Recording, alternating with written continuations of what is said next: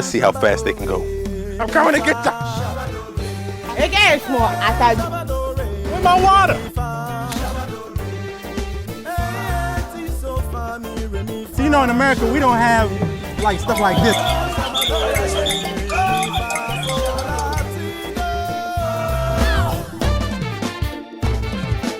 Go, guys!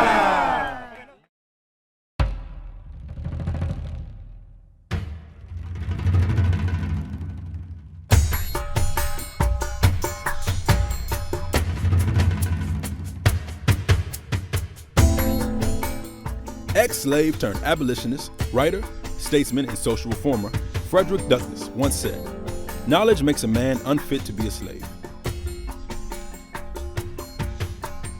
President Kwame Nkrumah once said, "I am not African because I was born in Africa, but because Africa was born in me." These two quotes resonate within my every being as I walk on the very same land that was once inhabited by my ancestors. God has given my people the knowledge to free ourselves from slavery, as well as the wisdom to be able to know who we are and where we come from. These very facts have brought me and many others to this place, Elmina, located in the central region of Ghana, to visit the well-known historical landmarks, to see and learn firsthand the history of our ancestors and how the world was changed forever.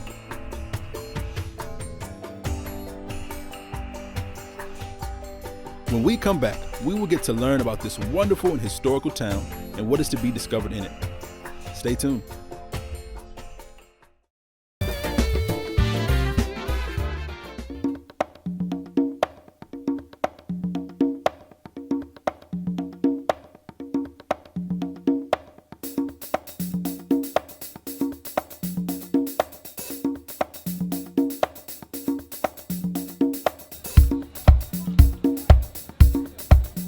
Elmina is a 700-year-old town located on the coast of the central region of Ghana. It is the capital of 4 distinct traditional areas or states, which have been put together to constitute a political district called Komenda Edina Egwafo Ebrem, KEEA district. Komenda Edina Egwafo Ebrem, that is a lot for one district. I don't even know what that means.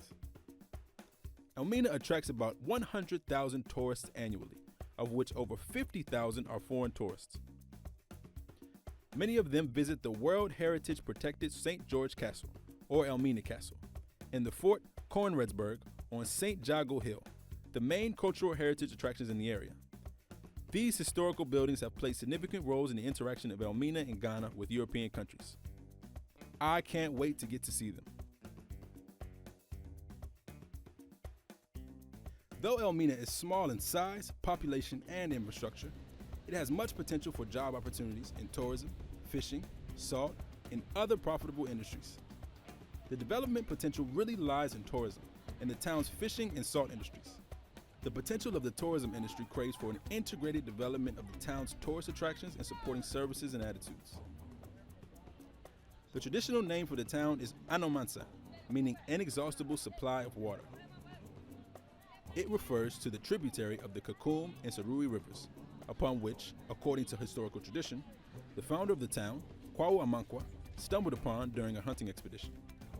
The availability made him establish a hamlet for rest, which was the start of the town of Elmina. Historically, the development of Elmina is strongly linked to the development of the European trade with West Africa. The Portuguese explorers Juan de Santarán and Pedro de Escobar landed in Elmina in 1470. The arrival of the Portuguese eventually resulted in the establishment of settlements, especially trading posts, which later became some of the most significant locations in the world, however unfortunate the circumstances.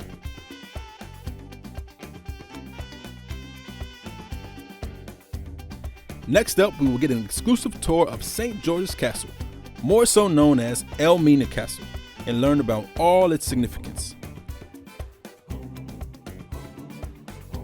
We'll be right back.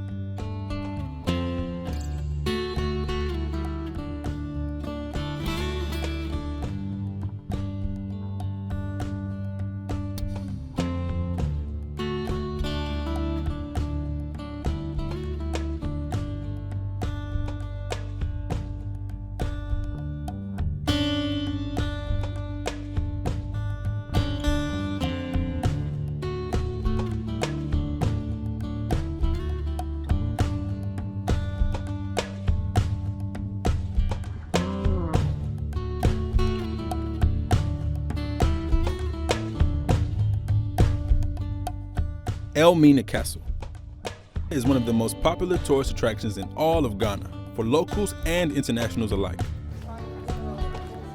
Many people come here from all parts of the world just to see and learn about what happened during the Atlantic slave trade.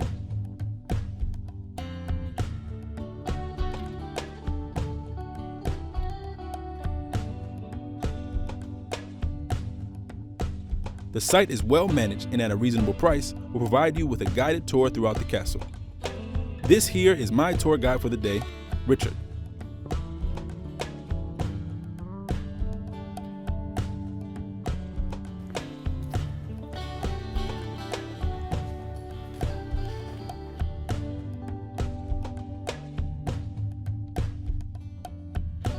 Richard explained that Elmina Castle was first built by the Portuguese in 1482 and named it São Jorge da Mina.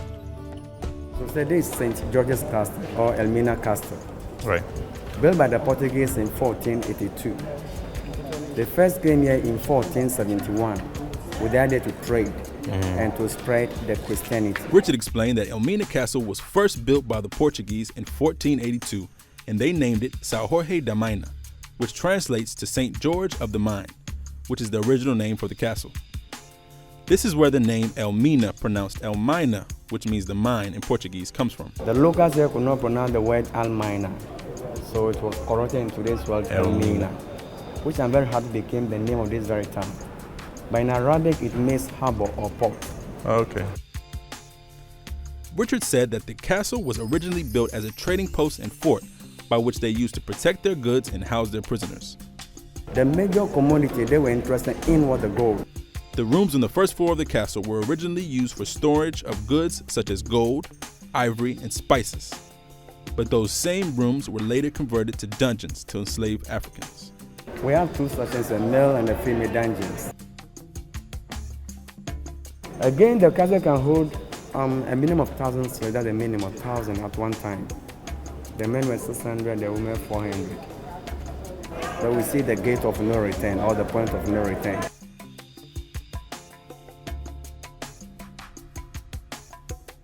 And finally, we see the governor's residence up there. Though the castle was originally built by the Portuguese, the Dutch seized control of the fort in 1637 to capitalize on the slave trading that was profiting the Portuguese. It wasn't easy for the Dutch to take the castle though, which took 3 militant attacks on the fort to finally succeed in capturing the castle. Surprisingly, when the Dutch came here, they were the whites. Richard continued to explain that the slave trading was continued by the Dutch until 1814, 7 years after slavery was abolished by the British. The Dutch eventually sold the castle to the British Empire in 1872, when the Gold Coast, the former name for Ghana, was fully possessed by the British. But it does not mean British never took part in slavery. They did. They also took a greater portion. They used different castles called the Cape Coast Castle. Okay. Then when the English came here, they used their sub-administrative center. They brought men from the whole of West Africa, except Liberia, trained them here, sent it to Burma and India, and they fought for the British in the Second World War. The 1939-45. We call them Royal West Africa Frontier Force. And after the war, this same castle was used as police training school in 1948. And they were here to the time we had our independence. That's 6 March 1957. Yeah. Since then, the castle has been an administrative center, a training post for soldiers and police, and now, 533 years old, is recognized by UNESCO as a World Heritage Site, as well as a destination for tourists from all over the world. The Portuguese were here first for 155 years. The Dutch 235 years. British were here for 85 years. And Ghanaians were only 58 years when we took over. And we are still counting. I believe we catch up. Yeah. We pray so. We catch up. Look, this is my first time here. I heard a lot about it. You know, it's kind of, emotional situation for me, but I'll keep myself composed and together, and I'll follow you wherever you want me to go. Okay, I'm ready.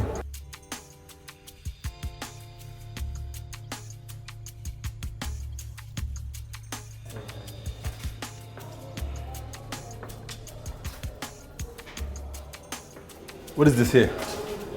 Then this is the door of no return. But it's also to the door of no So when return. they said this way, they were lowered down.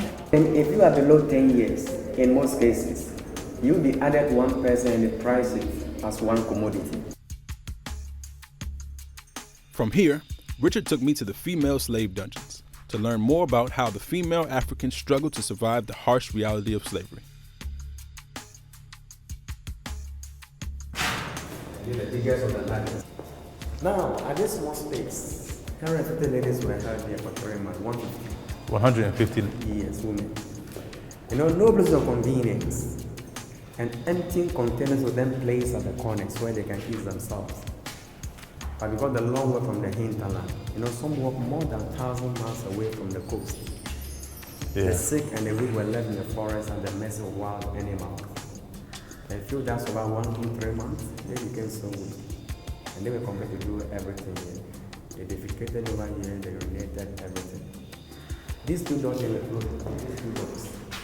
And they have metal bars. So in between the metal bars, there was a ventilations. Ventilations. Yes. They asked us how much they can enter the dungeons. Good. And during another big room up there, also set up another ventilation. It's been connected to another dungeon called the magazine, where they kept ammunition, all the weapons. After the force, they got the bad air, came in here, polluted the air. Is that why it smells like this right now? Yeah, I'm not even finished. We all know women every month, they have a special time, Of course. but they don't shower them. You can imagine the floor. So the feces, the urine, the blood, everything. They all just stayed in here. 7 million slaves. Okay, so maybe 3.5 million, 4 million women that came in here. Good. This is all that's left over. We still smell it after all these years. Smell a lot. The smell in these dungeons can be unbearable. And again, when they brought them, they made sure they were branded. They inserted metals in the fire. That when they get heated, they pull it back, they slam them. It's hot metal. On their forehead. On their foreheads. Yeah. They showed out the back for easily identifications. And when I write with the branding, when the branding is before they say the brandage. We are this one is serve as a ventilations. Okay, ventilation. This one you can see it's slow. So when it rains, water fill the dungeons here. So they would be flooded in here small. So before the men can get the door with no return, they have to walk in the water, pulling one another. After 15 or 20 on a row. You know, when a return came in because of malaria, they never brought their wives. It's only the men who came here to rescue their life. And they stay longer without women. So the governors, the soldiers, the priests, and the merchants, they sexually abuse the women. They rape the women in the dungeons. So you see, I'm the one the governors back on it. If you want to pick a lady, came I'm the ordered, then they open up the dungeons. And they would come here. Very good. They choose from the group. Now she needs to be washed or clean. The soldier make sure they fetch water from here and they want the lady. From here, the governor's residence. The women who resisted, they were brought, their 2 legs were tied to the ball at the ankles. For punishment, they would tie their ankles to the cannonball. To the cannonball for resisting rape. For resisting rape. Yes. It's very heavy, 25 kilograms. Can you try it? Try the length, it's very heavy. You want me to lift this? Yes.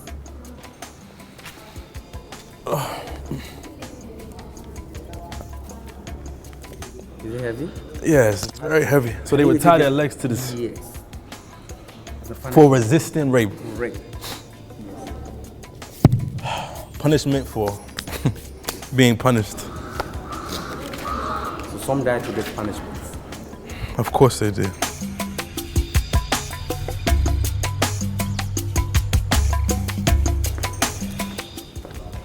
So we did the third case. After the shower, the woman was forced to climb the stairs of the governor's residence. This would go to the governor's room. Yes, we go there later.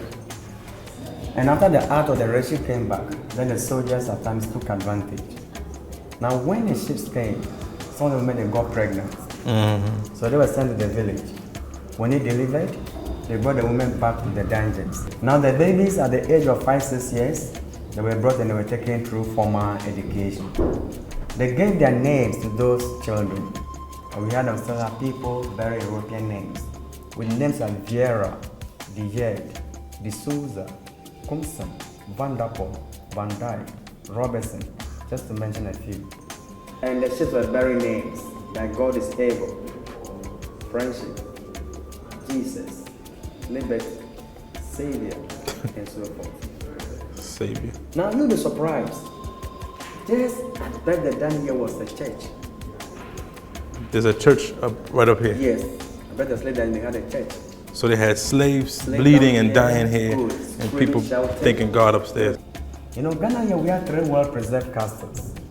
We had the first one in Accra called the Christianburg, built by the Danes around 1661. So when it goes to Accra today, they have Danes names in Accra.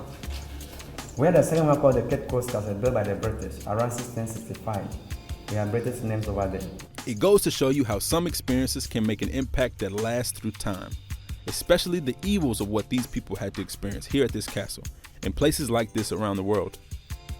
After learning about what the enslaved people had to endure living in the dungeons, Richard took me to see the place where they were exported, called the Door of No Return. When we come back, we will continue the tour and learn more about the history and significance of this amazing location. Don't go away. We'll be right back.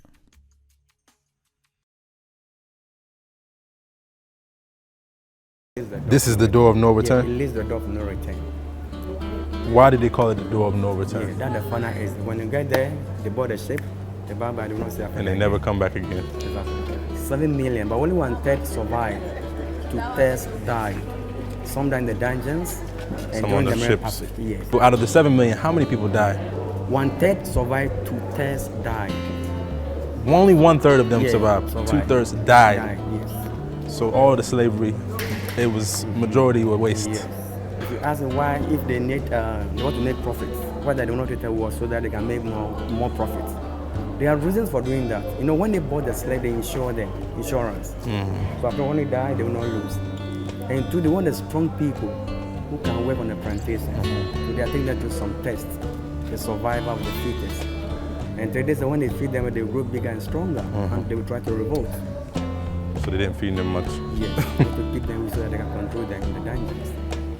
And again, the ship can carry more slaves. You know, when they grow bigger and stronger, the ship can only carry a few people at a time. But when they grow, you know, You fit them all in tight. Yes. Can we see more? Yes.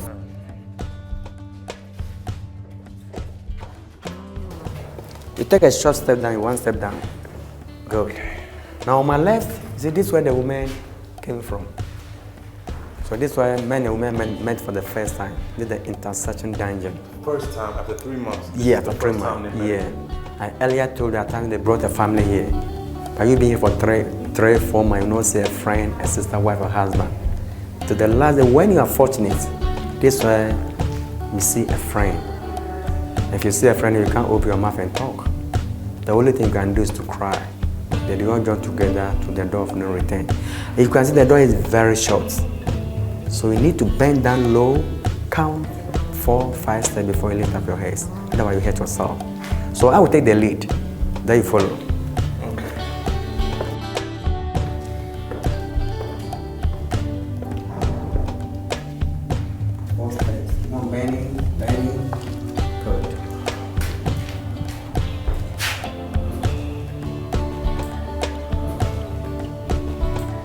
I see people have placed flowers here. Yes.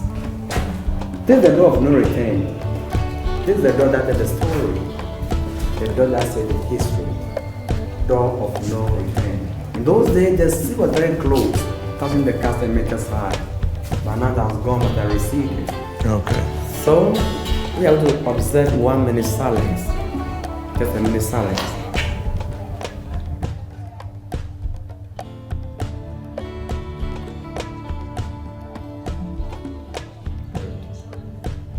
I don't know if you know how to say this, Amazing Grace, the first verse. Amazing grace, how sweet the sound. Thou saved a wretch like me.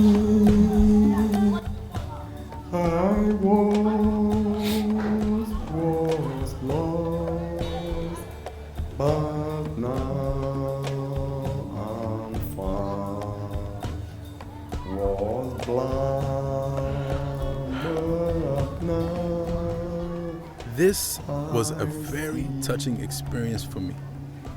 I didn't think that it would make me shed a tear, but it was like I could feel the spirit of my ancestors, the suffering that they had to endure, and I just couldn't hold it back.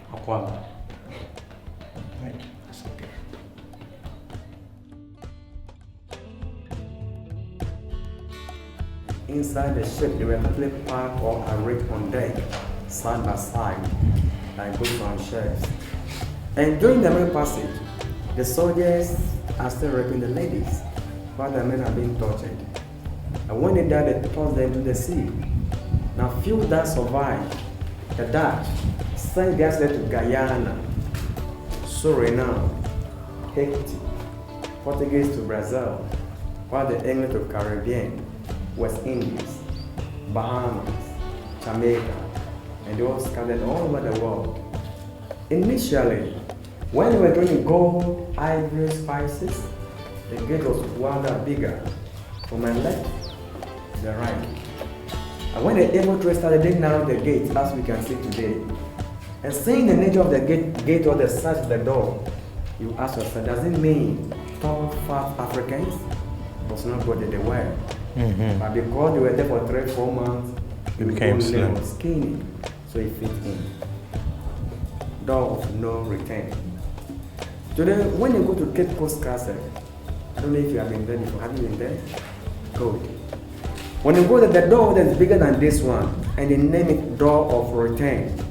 In 1998, they had a ceremony in Ghana here called Emancipation Day, or the Freedom Day. On that day, 2 dead bodies were exhumed from Jamaica and New York, a male and a female. They flew the 2 bodies to Accra. Then from Accra, they came through the sea and the bodies were brought to the castle. They prayed for them and were reburied.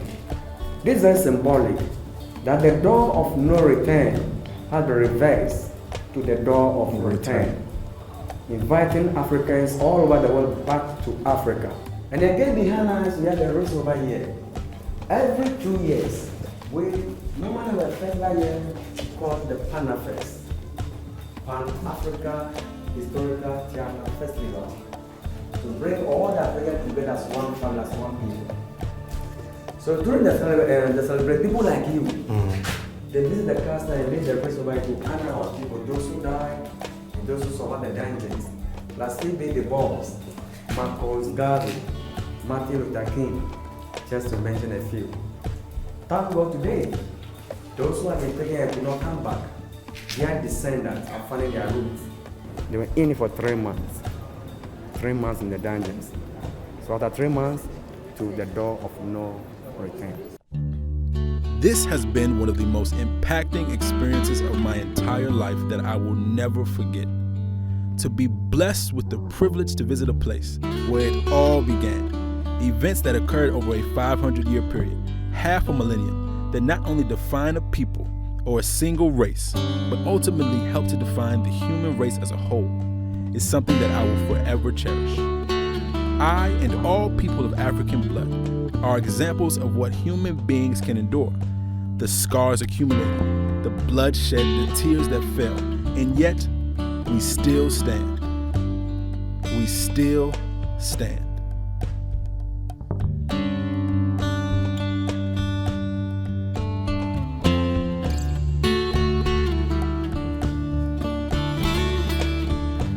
I'm from here to the door of no return, the gates of no return. So please. Thank you all for joining me on this amazing experience. I hope it impacted you the way it impacted me. Join us next time on Go Ghana.